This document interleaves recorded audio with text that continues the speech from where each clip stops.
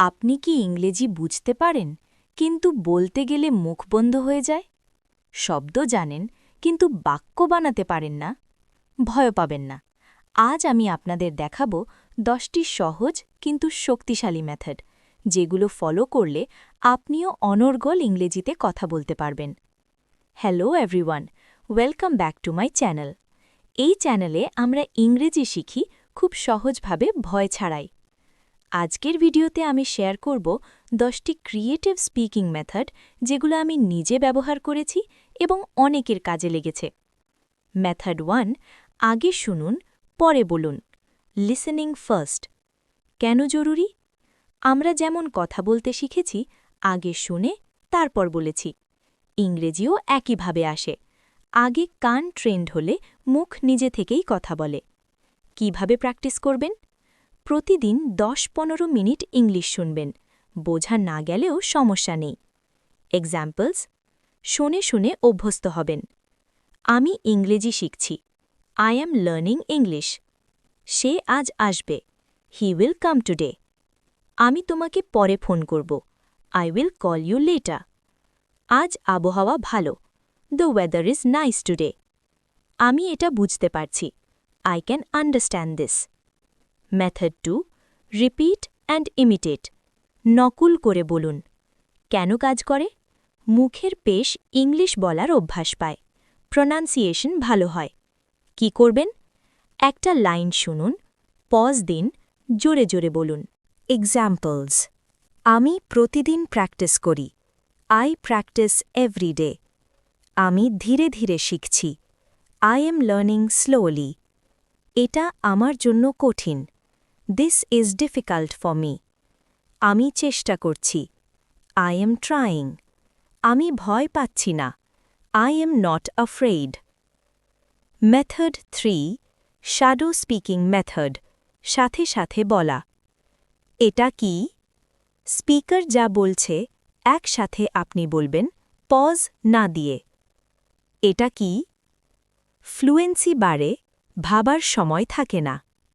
Examples: ভিডিওর সাথে সাথে বলবেন, I am improving my English. আমি আমার ইংরেজি উন্নত করছি।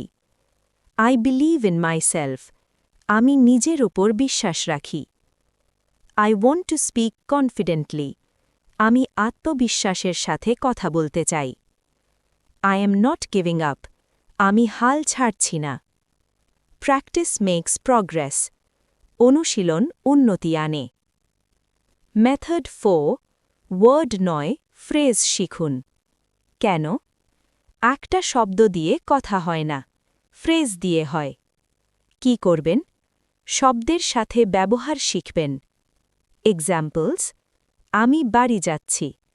I am going home. এগিয়ে যাও। Go ahead. সময় নাও। Take your time. Method 5, sentence puzzle method. ধারণা: ছোট ছোট অংশ জুড়ে বাক্য বানানো। উপকার: ব্রেন নিজে সেন্টেন্স তৈরি করতে শেখে। এক্সাম্পলস: আমি এখন ব্যস্ত। I am busy now. আমি ভালো করার চেষ্টা করছি। I am trying to do better. আমি প্রতিদিন প্র্যাকটিস করি। I practice every day. Method 6, daily speaking. ভুল হলেও বলুন। সমস্যা কি? ভুলের ভয়ে আমরা ইংরেজিতে কথা বলি না। মনে হয়, ভুল বললে মানুষ হাসবে। এই ভয়েই আমাদের থামিয়ে দেয়। সমাধান: ভুল হোক, তবু বলুন। ছোটবেলায় বাংলা শিখতেও তো ভুল করেছিলেন, তাই না? প্রতিদিন অন্তত 5 মিনিট জোরে ইংরেজি বলুন, আয়নার সামনে হলেও। আজ কি করলেন সেটাই বলুন। এক্সাম্পলস: আজ আমি ক্লান্ত। Today I am tired. আজ দিনটা ভালো। Today is a good day. আমি উন্নতি করছি। I am improving. আমি আবার চেষ্টা করব। I will try again. আমি হাল ছাড়ব না। I will not give up. Method 7, role play method. অভিনয়। কেন দরকার? কারণ এতে বাস্তব জীবনের প্রস্তুতি হয়। শুধু বই পড়ে নয়, পরিস্থিতি কল্পনা করে বললে আত্মবিশ্বাস অনেক বাড়ে। কি করবেন? নিজেকে একটি সিচুয়েশনে কল্পনা করুন। ধরুন, আপনি রেস্টুরেন্টে খাবার অর্ডার দিচ্ছেন, ইন্টারভিউ দিচ্ছেন বা এয়ারপোর্টে কথা বলছেন। তারপর সেই অনুযায়ী ইংরেজিতে কথা বলা শুরু করুন। একাই দুইজনের ডায়লগ বললেও সমস্যা নেই। এভাবে প্র্যাকটিস করলে বাস্তবে কথা বলা অনেক সহজ হয়ে যাবে। এক্সাম্পলস: এটা কত দাম? How much is this? আমি সাহায্য চাই। I need help. দয়া করে অপেক্ষা করুন। Please wait. আমি নতুন এখানে। I am new here. আপনি কি আমাকে বলতে পারেন? Can you tell me? Method 8, voice diary method. কি? প্রতিদিন নিজের কণ্ঠে 2 থেকে 5 মিনিট ইংরেজি রেকর্ড করুন। আজ কি করলেন, কি শিখলেন, কি অনুভব করলেন সেগুলো বলুন। উপকার: নিজের ভুল নিজেই ধরতে পারবেন। উচ্চারণ, থামা, গ্রামার সবকিছু শুনে বুঝতে পারবেন কোথায় উন্নতি দরকার। সবচেয়ে বড় কথা, প্রতিদিন নিজের কণ্ঠ শুনতে শুনতে আত্মবিশ্বাস অনেক বেড়ে যাবে। এক্সাম্পলস 1. আজ আমি কিছু নতুন শিখেছি। Today I learned something new. 2. আমি খুশি অনুভব করছি। I feel happy. 3. আজ দিনটা লম্বা ছিল। Today was a long day. 4. আমি নিজের ওপর গর্বিত। I am proud of myself. 5. আমি কাল আবার প্র্যাকটিস করব। I will practice again tomorrow. Method 9, English zone method. কি করবেন? দিনে অন্তত 30 মিনিট এমন সময় ঠিক করুন যখন শুধু ইংলিশ ব্যবহার করবেন। সে সময় বাংলা বলবেন না, বাংলা ভাবার চেষ্টা করবেন না। মোবাইল, নোট, ছোট কথোপকথন সব ইংলিশে করার চেষ্টা করুন। ফল: ধীরে ধীরে আপনার ইংলিশ থিঙ্কিং শুরু হবে। অনুবাদ করে কথা বলার অভ্যেস কমে যাবে।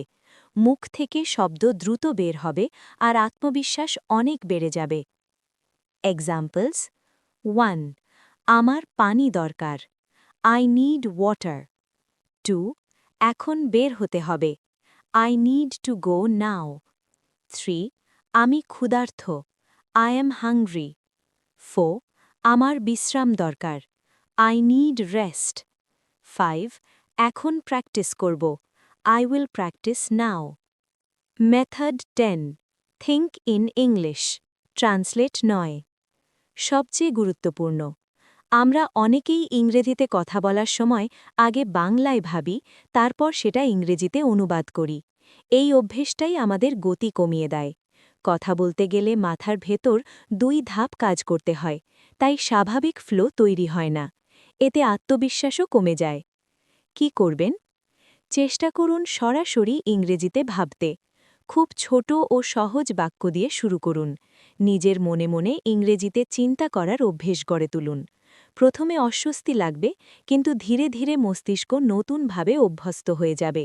নিয়মিত করলে অনুবাদ ছাড়াই স্বাভাবিকভাবে ইংরেজি বলা সম্ভব হবে। এক্সাম্পলস 1. আমার ঠিক আছি। আই এম ওকে। 2. আমি এটা পারব। I can do this. 3. আমি প্রস্তুত। I am ready. 4. এটা সহজ। This is easy. 5. আমি শিখছি। I am learning. আপনি যদি আজ কথা বলেন, কাল আপনি আরও কনফিডেন্ট হবেন। কারণ কথা বললেই অভিজ্ঞতা হয়, আর অভিজ্ঞতা থেকেই আত্মবিশ্বাস আসে। ভুল করলে শিখবেন। ভুল মানে আপনি চেষ্টা করছেন, এগিয়ে যাচ্ছেন, কিন্তু চুপ থাকলে কিছুই বদলাবে না, ভয় কমবে না, দক্ষতাও বাড়বে না।